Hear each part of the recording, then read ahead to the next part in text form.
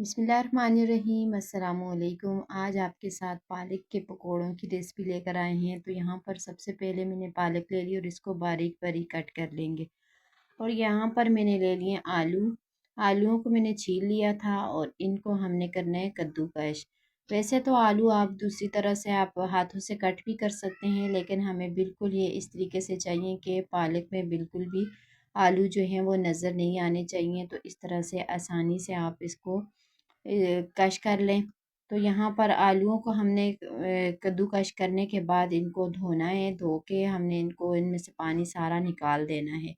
तो यहाँ पर ये देखें, इस तरीके से करके हमने इनको रख देना है साइड पर। इसको पानी डालकर हमने इसमें से पानी सारा खुश कर देना है। अब यहाँ पर बोल में डाल देंगे पालक, साथ ही आलू भी डाल देंगे। यहाँ पर देखें पानी इनका सारा निकल गया है, तो पानी हमें नहीं चाहिए बिल्कुल भी।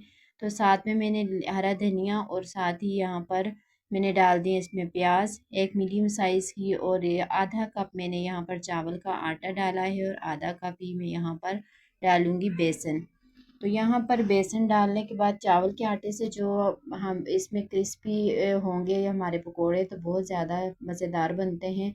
तो मसालों में यहाँ पर 2 टेबलस्पून मैंने धनिया डाल दिया है, कुटा हुआ धनिया, और साथ में कुटी हुई लाल मिर्च 1 टेबलस्पून डाली है, साथ में ज़ीरा डाला है, हल्दी पाउडर और साथ में अजवाइन थोड़ी सी डाली है। थोड़ा सा मैंने गरम मसाला इसमें डाल दिया है। तो यहाँ पर ये अदरक डाल रही हूँ। स्पाइसेस जो हैं वो आप अपनी मर्ज़ी से कम या ज़्यादा कर सकते हैं। मैंने एक एक टेबल स्पून सारे मसाले डाले हैं। तो ये सारे मसाले डालने के बाद इनको हमने अभी पानी इसमें बिल्कुल भी नहीं ऐड करना। पानी के बगैर यहाँ पर मैंने बिल्कुल पानी का इस्तेमाल नहीं किया, क्योंकि आलूओं में भी ये नमी थी और पालक में भी। तो इसको आपने इस तरीके से इनके पकोड़े बना देने हैं। तो यहाँ पर ऑयल जो है वो भी गर्म हो चुका है। तो अब यहाँ पर एक एक उठाकर आपने इस तरीके से, आप वैसे तो चम्मच से भी आप डाल सकते हैं, तो मैं इस तरह ज़रा गोल शेप में बना रही हूँ। तो आप चाहें तो सीधा आप चम्मच से भी डाल दें। तो यहाँ पर इनको हमने मीडियम फ्लेम पे पकाना है, और फ्लेम जो है वो आपने मीडियम रखनी है।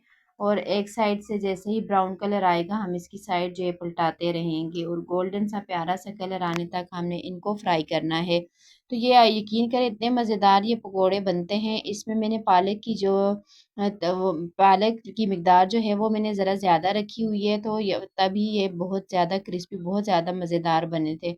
तो आप चाहें तो अगर आपको पालक ज़्यादा पसंद नहीं है तो आप थोड़े भी डाल सकते हैं, लेकिन जितनी मैंने डाली है ना वो बिल्कुल परफेक्ट थी। तो वैसे तो बच्चे शौक से नहीं खाते, अगर इस तरीके से आप उनको बना के देंगे ना तो बच्चे एकदम से ये ख़त्म कर देंगे, क्योंकि ये बनते ही इतने ज़बरदस्त, इतने मज़ेदार हैं। तो जैसे ही गोल्डन कलर आ जाएगा ना, तो इनकी साइड जो है हम पलटाते रहेंगे।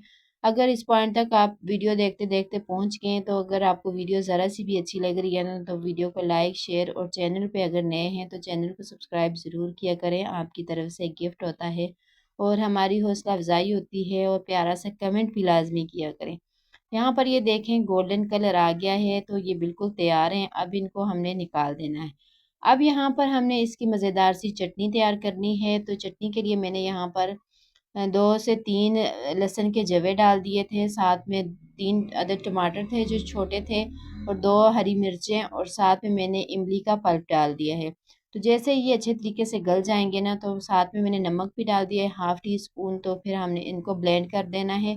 यहाँ पर ये तैयार है। अब इसको ब्लेंडर जग में डालकर हमने ब्लेंड कर देना है, चटनी हमारी तैयार हो जाएगी। तो यहाँ पर ये देखें चटनी भी तैयार है, पकोड़े भी तैयार हैं मज़ेदार से पालक के पकोड़े। सर्दियों में तो बहुत ज़्यादा मज़े के लगते हैं, तो ज़रूर ट्राई कीजिएगा शाम की चाय के साथ। तो अपना फ़ीडबैक ज़रूर शेयर किया करें, मुझे बहुत अच्छा लगता है जब आप अपना फ़ीडबैक शेयर करते हैं कि आपको मेरी रेसिपीज़ कैसी लगती हैं। तो अपनी दुआओं में याद रखा करें। तो यहाँ पर ये देखें ज़बरदस्त से हमारे पकोड़े जो हैं तैयार हैं।